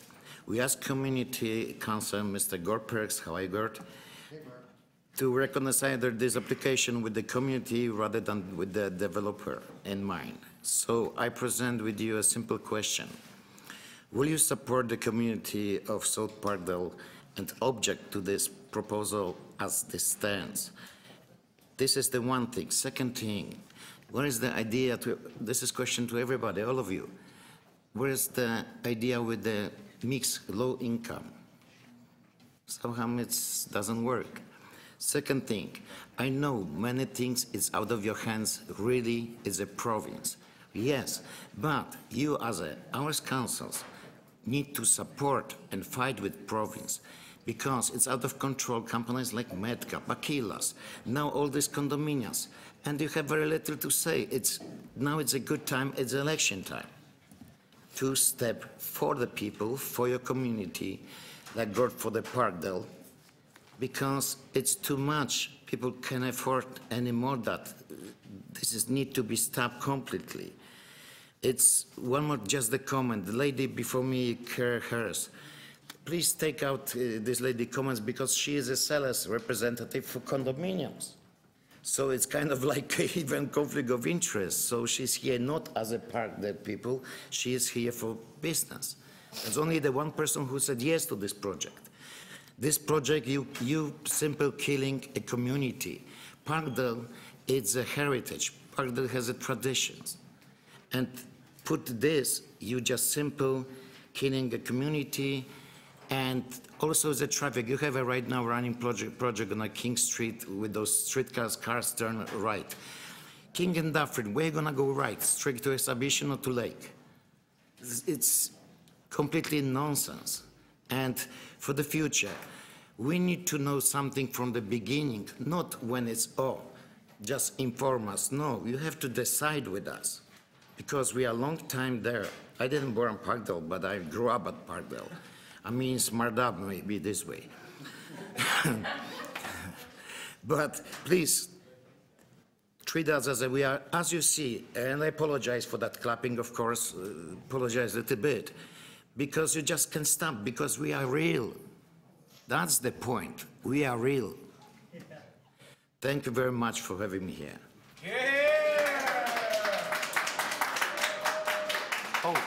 Sorry. Are there any questions for the speaker? No? Thank you very much, Marek. Thank you. Thank you. Our next speaker is Amir Khatami. Amir Khatami? Okay, welcome. You will have 5 minutes, and I will set your clock. When you're ready, we'll start. Yes. Hi. My name is Amir Khatami. Actually, hold on, please. Live in... Okay, just hang on, please. Sure. If I can bring the additional speaking to the room to a very quiet volume, we want to be able to hear our speaker. Amir, go ahead. Yeah, so it's, my name is Amir Khatami. I also live in Liberty Village. Every time there's a new development in this area, I get very excited. So I guess I'm not here to make a lot of friends today. New developments, obviously, I studied architecture. So new developments means more people, more population. More population means it makes City of Toronto to invest more money on infrastructure, adding more parks.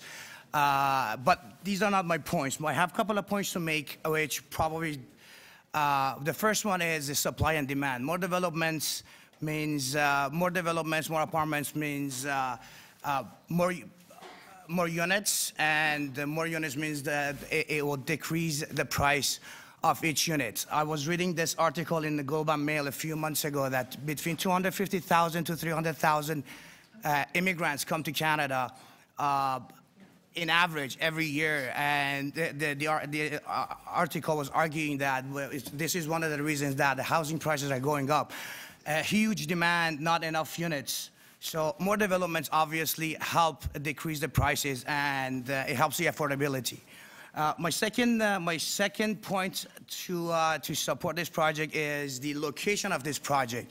It's further west to the downtown core. I'm sure it's needless to say that the traffic in downtown and the congestion is like extremely unbearable. And all these new developments within downtown core,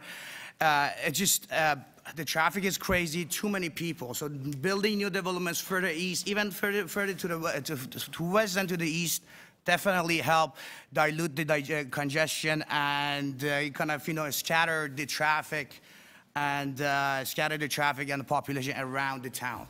Probably my last comment is that this is such a great location that is being served by city infrastructure like transit, city streetcars. And there's just one old building there. Imagine we can build a bunch of condos. People can live there. It's close to downtown Toronto, so everybody can go to work, get to work. However, they're not within the downtown core. These are kind of my points. I didn't need 5 minutes. Okay, thank you very much. Amir, I appreciate your comments. Are there any questions for Amir? No? With our thanks. Our next speaker is Lynn Tai Sky. Lynn, are you here? Calling Lynn Tai Sky. Okay. Welcome to the front of the room. When you've settled in, the clock will start for you. You have 5 minutes. You can begin whenever you're ready. Good morning. I'm a 34-year resident of Parkdale. I've watched a lot of change, a lot of transition, and a lot of growth. Parkdale welcomes growth, but we do not welcome steamrolling. We need a seat at the table in consultation with each and every one of you as to how the future is going to proceed. We need an active hand in determining how the future is going to proceed in what is a vibrant and non-cookie cutter neighborhood in our fabulous city.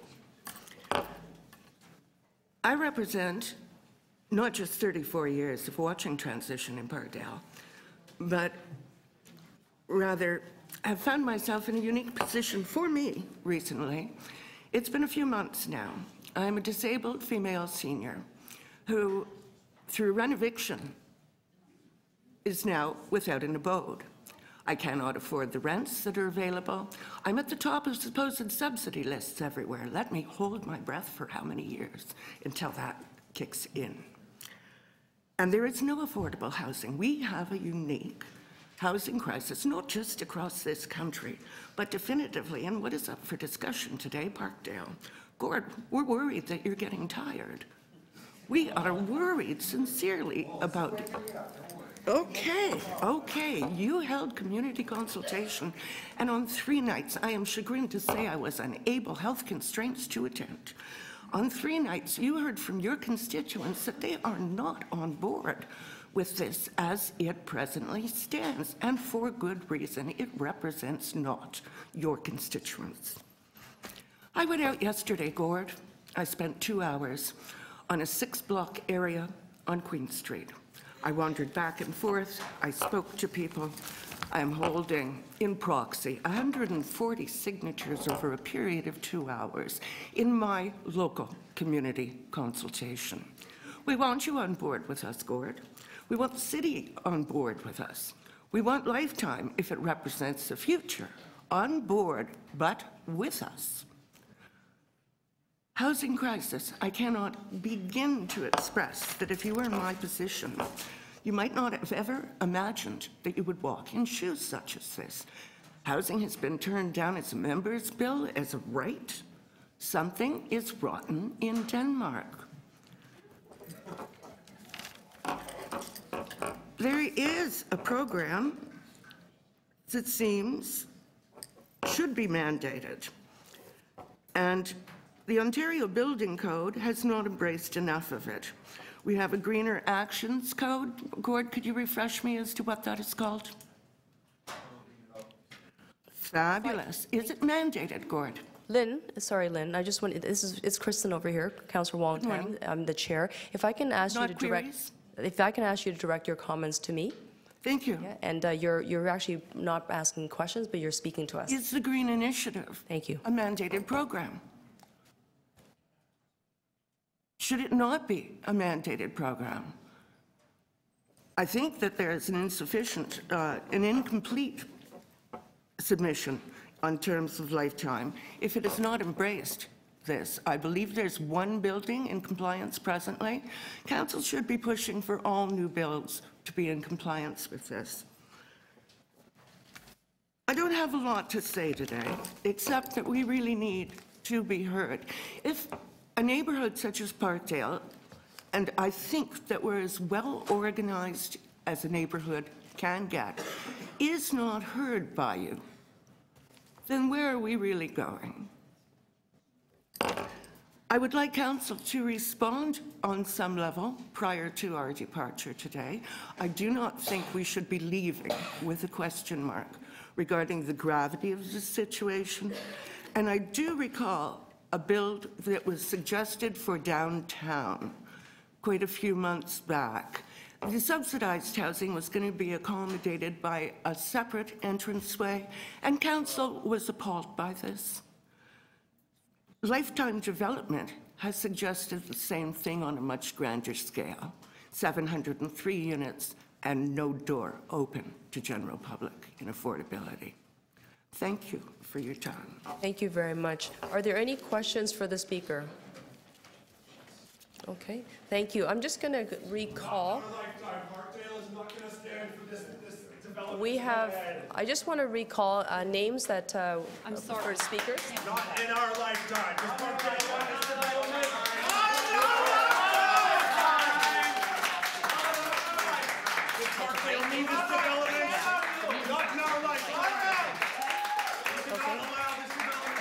We're good. Yeah, okay. We will be taking a 10-minute recess. We will be taking a 10-minute recess. Thank you.